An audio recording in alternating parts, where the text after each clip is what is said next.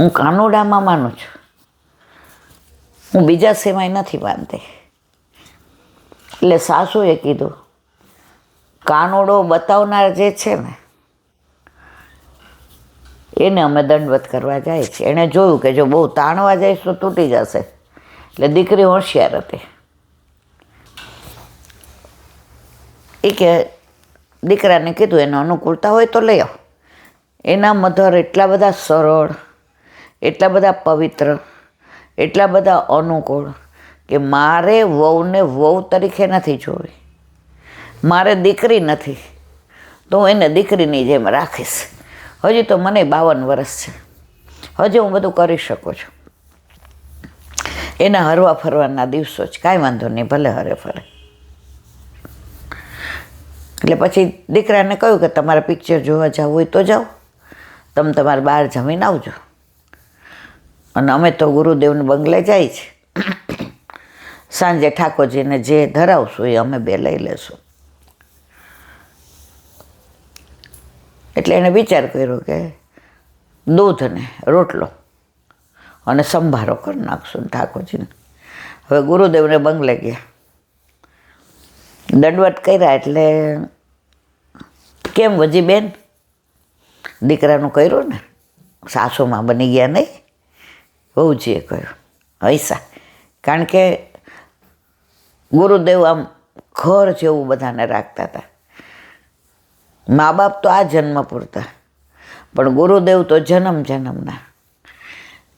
એટલે વજીબેને કીધું હા જેરાજ, આપની કૃપાથી ને બહુ. પણ મનમાં એક ખચકાટ છે. 4 દિવસથી આવી છે, કોઈ હતું નહીં. મારે એની ફરિયાદ નથી કરવી,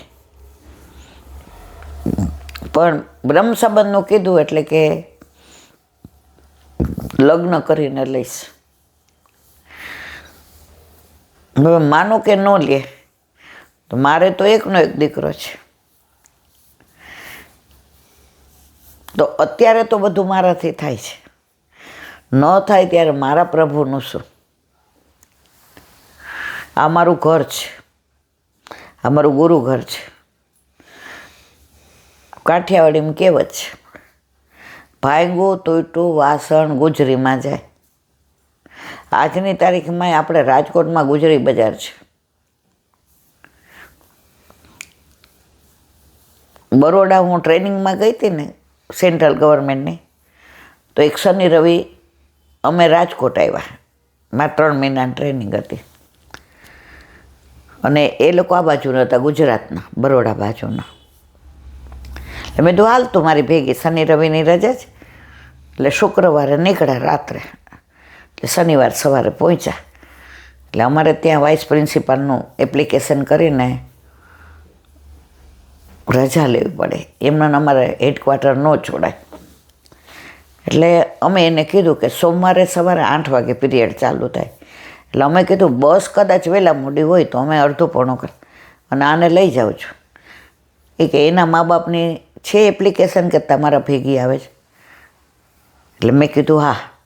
એટલે એપ્લિકેશન બતાવી તો આવ્યા. તો રાજકોટ પછી આપણા ઘરે તો ઠાકોરજી બિરાજે ને બધું, રાજી થઈ ગઈ. પછી સાંજે મેં કીધું હાલો દરબારગઢની હવેલીએ દર્શન કરવા.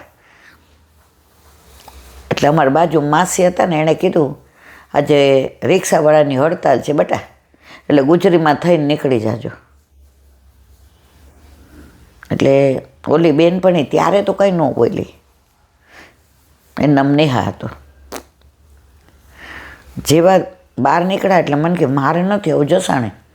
મેં શું થયું? એ કે મને સ્મશાનની બહુ બીક લાગે. મેં તો શું કહેશું, સમજે મારા મનમાં કાંઈ હું સમજી જ નહોતી.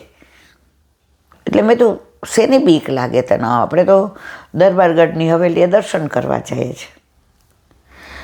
મને કે ઓલા આંટી એવું કીધું ને કે ગુજરીમાં થઈને નીકળી જાજો. મારે અરે યાર, મેં કીધું ગુજરી એટલે અમારે જે બધા વાસણો ત્યારે પિત્તળનું બહુ હતું, 50 વર્ષ પહેલાંની વાત છે. પિત્તળના હોય, ત્રાંબાના હોય. પેલા સ્ટીલનું બહુ ઓછું વલણ હતું. પહેલાં તમને ખબર પિત્તળ વાસણ ઓલા કલી કરવાવાળા આવતા. એટલે 1-1.5 મહિનો થાય ને, કલી નીકળી જાય ને એટલે તરત બૂમ પાડે.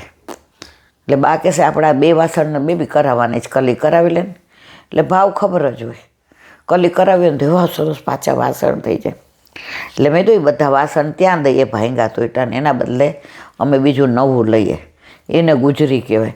એ કે હાય હાય જસાણી, જ્યાં ઓલા આંટી બોલ્યા ને કે ગુજરીમાં થઈને નીકળી જાજો, રિક્ષા બંધ છે, કે આપણે નથી જવું કે. તો એમ આ વજીબેને જેને કહ્યું ગુરુદેવના જેરાજ, ભાંગો તોયટું વાસણ ક્યાં જાય મારવાલા, ગુજરીમાં જાય ને. એમ સંસાર લોકોને આવી બધી વાતો કરીએ તો આમ પણ બોલે ને આમ પણ આ તો મારું ઘરે છે, આ મારું પિયરે છે, આ મારું સાસરું છે, અને વહુજી અમારા અંતરના સખ્ય ભાવ છે. તો હવે કરવું શું? હવે તોડાય પણ નહીં, અને રાખીએ ને માનો કે ભવિષ્યમાં ના લે તો મારા પછી મારા ઠાકોરજીનું શું? જે કે સાંભળવાજી, તારા ઘરે તારા માથે બિરાજતો તારો ઠાકોરજી કસોટી કરે પણ પાર ઉતારશે. એણે નક્કી કર્યું અને ત્યાં તમે સગાઈ કરી છે? તો કે ના, શ્રીનાથજીની ભેટ કાઢી છે. વૈષ્ણવ હોય ને એ ભેટ કાઢે. તો શ્રીજી બાબાની ઈચ્છા હોય તો જ ભેટ લીધી હોય ને. એ કે આ વાત તો સાચી છે. તો તારા ઘરે બિરાજતા તારા ઠાકોરજીમાં એટલું સામર્થ્ય છે ને કે એનો જીવ હશે પણ કસોટી થશે તો જરાય નાસે પાસ ન થતી. ગુરુદેવ અંતર્યામી બધું જાણતા હતા. એક સમય એવો આવશે કે તને એમ થશે કે હવે તમે જુદા રહ્યો, તો એને ઠાકોરજીનું સાનિધ્યથી દૂર ન કરતી. અને જ્યારે તે બ્રહ્મ સંબંધ લીધો ત્યારે દાર આગળ પુત્ર આપ્ત વિત્તઈ પર બધા સહિત સમર્પણ કર્યું છે.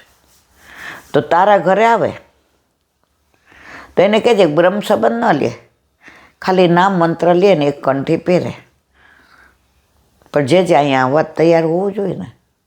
ત્યાંના દીકરો આવ્યો,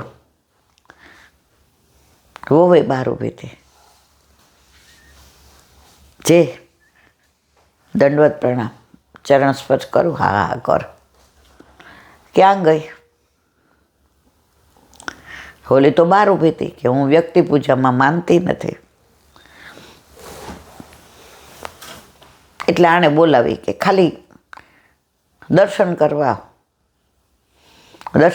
આવી, ચરણ સ્પર્શ ન કર્યા.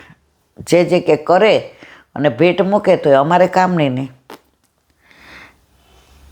એટલે ઓલા છોકરાએ કીધું આ મારા ગુરુદેવ, અમારા અલૌકિક લગ્ન ઠાકોરજી સાથે કરાવનારા અમારા પ્રભુ ગુરુ ગોવિંદ દો નો ખડે, કિસકો લાગુ પાય, બલિહારી ગુરુ આપને ગોવિંદીઓ બતાય. એટલે ગુરુદેવે પૂછ્યું કે બ્રહ્મ સંબંધ ન લેવો કાંઈ વાંધો નહીં, બેટા તને ગમે એમ કરજે, તમે ભણેલા ગણેલા લોકો બધું સમજીને લ્યો, જરાય વાંધો નહીં, પણ નામ મંત્ર તને લેવું છે? એટલે ઓલી મીડિયમ ઇંગ્લિશમાં ભણેલી કે વોટ ધ મિનિંગ ઓફ નામ મંત્ર, વોટ ધ મિનિંગ ઓફ બ્રહ્મ સંબંધ. આ બધી વસ્તુ એણે એના ફિયાન્સને પૂછી હતી. તો કે એ મારી બાએ કીધું એટલે લેવાનું. એના સાસુને પૂછ્યું તો કે આપણા ઘરમાં પરંપરાથી ને હવે આ એની રીતે સાચી હતી કે મને સમજણ પાડો. એટલે ગુરુદેવે કીધું બેસ. એ કે તારે જાણવું જ?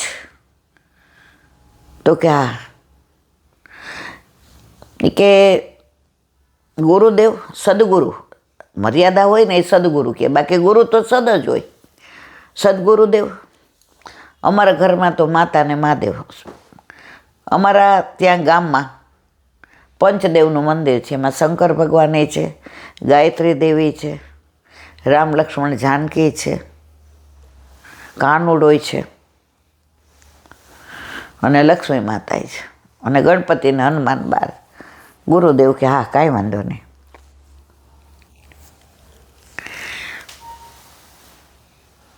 તો અમે બધા ભગવાનને એક માનીએ. જો બધા ભગવાન એક નથી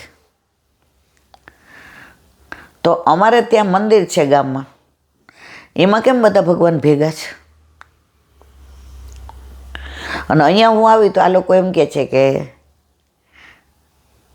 ઠાકોરજી સિવાય કોઈના મનાય નહીં, એને અન્યાસરી કહેવાય. બેસ,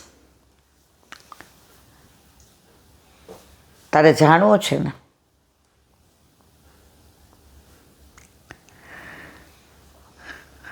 હા જી. તો કે સાંભળ, પુષ્ટિ માર્ગ એક જ એવો છે જે એવું કહે છે અન્યાશ્રય ન કરાય, એક જ આશરો. હવે તું આને પરણી છો, નિમિત્તને, બરાબર? તો કે ના, જે હજી હું પરણી નથી, જે સમજી ગયા કે હજી આના મનમાં 19-20 છે, પણ જીવ આપણો છે. એટલે કે સાંભળ, આટલા બધા તે છોકરા જોયા હશે, એમાં તે પસંદ નિમિત્તને કર્યું કે હા. હવે તને કોલેજમાં કોઈ એમ કે ચલ પિક્ચર જોવા, ચાલ અમારી યાર હોટલમાં જાય, તો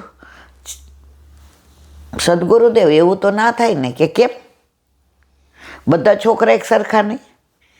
ત્યારે યારે ભણતા હતા એ બધા તારા ફ્રેન્ડ્સ નહીં? એ કે ના, પણ એ તો પેલા ગ્રુપમાં બધા જતા હતા, પણ હવે મારું નક્કી થઈ ગયું, હવે તો લગ્નની તારીખ કઢાવવાની, હવે મારાથી એમ ના જવાય.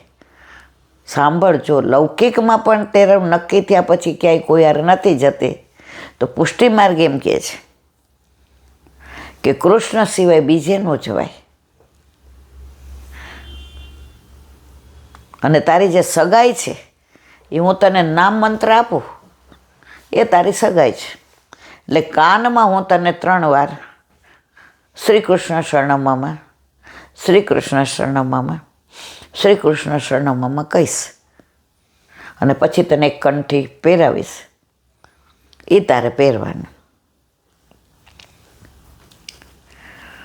એટલે એ તારી સગાઈ. અને બ્રહ્મ સંબંધ એટલે લગ્ન. તો કે બ્રહ્મ સંબંધ એટલે શું? તો કે કરોડો જન્મોથી ઠાકોરજીથી આપણે જુદા વિખૂટા પડ્યા છે. હવે એની લીલા છે કે યમુનાજી સાથે રાસ કરતા હતા ને બધું, એ અત્યારે કે મારી પાસે સમય નથી. તો ત્યારથી આપણે ભૂતલ પર પડ્યા છીએ. તો ઠાકોરજી આપણને નથી ભૂલ્યા, આપણે ઠાકોરજીને ભૂલી ગયા. તો વલ્લભ પધાર્યા અને એમણે શોધીને આપણો હાથ ઠાકોરજીના હાથમાં દીધો, કે જ્યાંથી આપણે છૂટા પડ્યા હતા, જેને આપણે ભૂલી ગયા હતા, એને યાદ પાછી અલૌકિક લગ્ન દ્વારા. જો એમાં લગ્ન હોય તો આગલા દિવસે ઉપવાસ હોય, એ કે હા. એમાં માથાબોળ સ્નાન કરવાનું હોય તો કે હા. એમાં વાળ કોરા રાખવાના હોય તો કે હા. એમાં રેશમી વસ્ત્રો પહેરવાના હોય તો કે હા.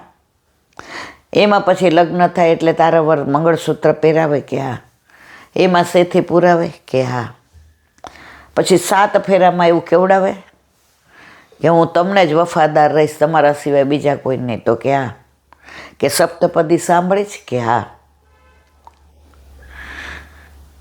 એ હસ્તમેળાપ થયા પછી આ 7 એકબીજાને તમે વચન આપો, અને ત્યારે નક્કી થઈ ગયું કે તમારા સિવાય અન્ય ક્યાંય હું બીજે જઈશ નહીં, ક્યાં. તો એવી રીતે આપણે અહીંયા વ્રત કરવાનું એટલે ઉપવાસ કરવાનો.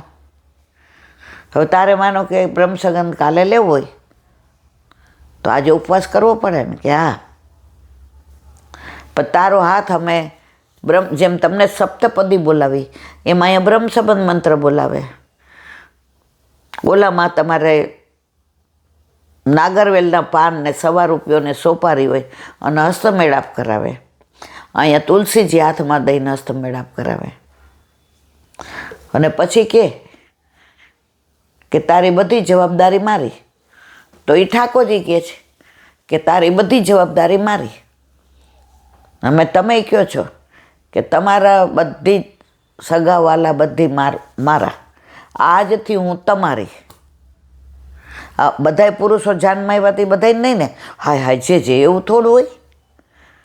તો તે શુભ સપ્તપદીમાં આજથી હું તમારી. એક પત્ની વ્રત ને, આપણે ભારતમાં તો હિન્દુઓને એક પત્ની વ્રત જ હોય અને એક પતિ હોય. કોઈને તે 5 પતિ સાંભળ્યા, કોઈને તે 2 પતિ, એવું ના હોય. તો કોઈને 5 પત્ની તે સાંભળી કે ના, એવું ના હોય. અને જે બીજી પત્ની કરે ને આપણે વ્યભિચારી કહીએ છીએ. તો એ જ વસ્તુ આપણા માર્ગમાં છે કે એકવાર તારા અલૌકિક વિવાહ બ્રહ્મ સંબંધ દ્વારા ઠાકોરજી સાથે થઈ ગયા, પછી તારાથી બીજે ન જ. અને જો નથી કરવા અને તારે બધાને માનવું છે તો પછી તારે વિવાહ કરવાની જરૂર નથી. ઓલી ઘુમરીએ ચડી ગઈ, ના કહેતી તેના બદલે કે મને ઓલું કાનનું કરી દો, નામ મંત્રનું આવડું, જે કે ના આજે વિચાર નહીં કે મને નામનું કરી દો. પછી કે આ નામ મંત્ર લઉં તો ઘરમાં બા મને એ કે દર્શન કરવા ને તારે વિવાહ સગાઈ કરવા લગ્ન કરવા અહીંયા કરવું હોય તો તારે કાંઈ કરવાની જરૂર નથી. તારું મન જ્યારે તૈયાર થાય ને ત્યારે તું મનમોહન સાથે અલૌકિક વિવાહ કરજે.